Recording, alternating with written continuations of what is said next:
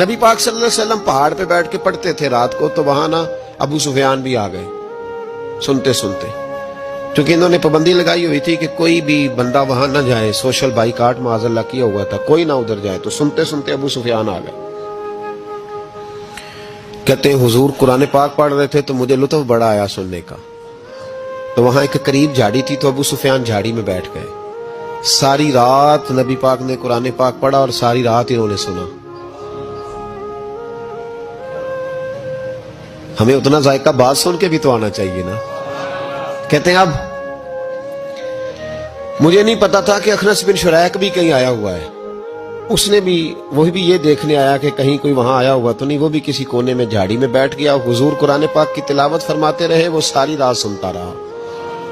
ادھر سے کہیں ابو جال بھی آ گیا، پتھر دل تھا، پر میرے مصطفیٰ قرآن پڑھتے تھے تو کان اس کے بھی کھڑے ہو جایا کرتے تھے۔